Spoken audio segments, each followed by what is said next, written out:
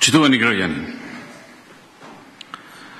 денес истражните органи на Република Македонија преземаа одредени законски чекори, за кои веќе сте информирани од соодветните институции и од медиумите. Чувствувам должност да се обратам пред јавноста и да ја информирам за неколку значајни моменти. Во периодот помеѓу септември и ноември 2014 година остварив 4 средби со господинот Зоран Заев, председател на партијата СДСМ. Првата средба беше инициирана на негово барање, а понатамошните беа поврзани со првата.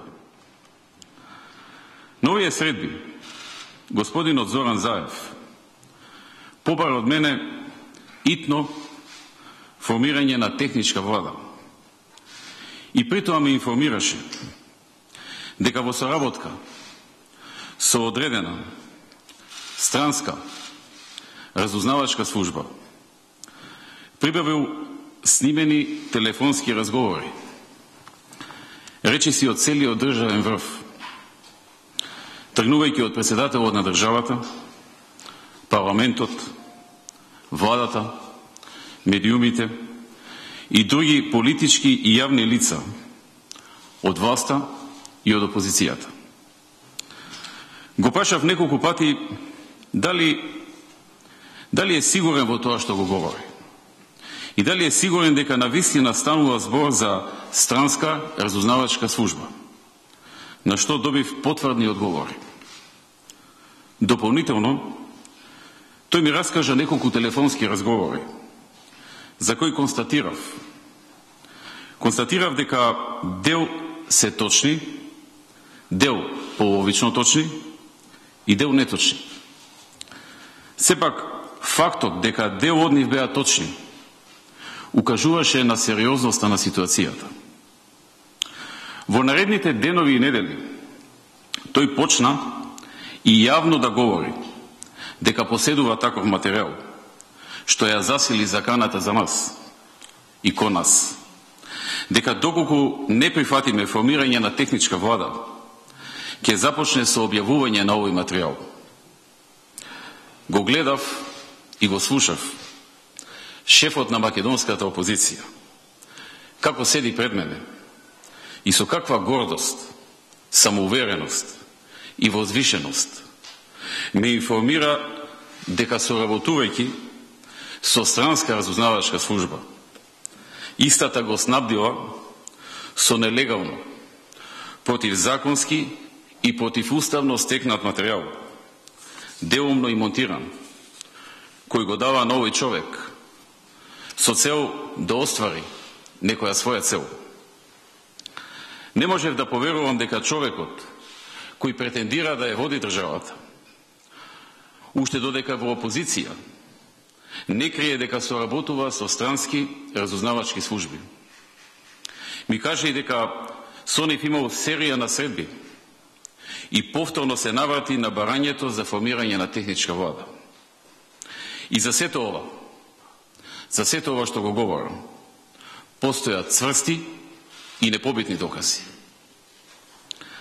Денес е поднесена кривична пријава за неколкумина лица, меѓу кои лицето ЗЗ, за сторено кривично дело шпионажа и насилство спрема представници на највисоки државни органи. Со делата и постапките се прави сериозна штета за државата. Се работи за креирано сценарио, на кое што сите вие сте сведоци од самиот негов почеток, во кое на крај цела држава требаше да биде заложник. Свесен сум дека многумина ќе кажат дека можеби оваа наша постапка не требаше да ја направиме.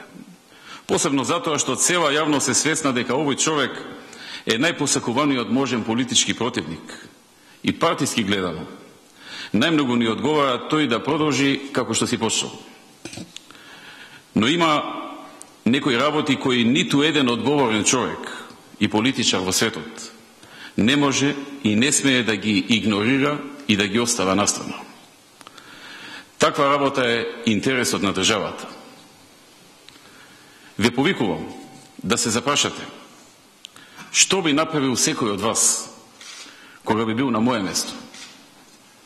Во цели 24 години независност на оваа држава, вакво нешто ниту еден политичар, дури ни најконтравезните, не направили. Сакам да го порашам следното. Закани и уцени и вакви местинки не прифаќам и не проаѓаат.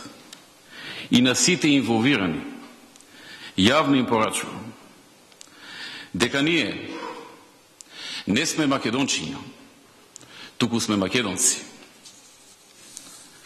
Ова е голема штета што и се прави на државата, по незиниот углед и имидж.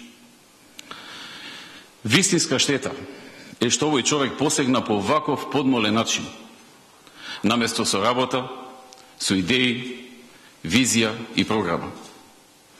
Сакам да информирам јавноста дека ќе одговорам на сите прашања во судската постапка, која ќе биде јавна и транспарентна и за домашната, и за меѓународната јавност.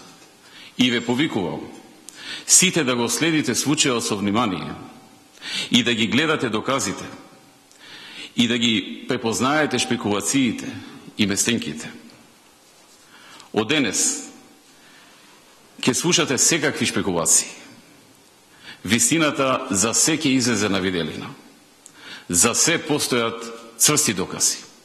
Ви благодарам.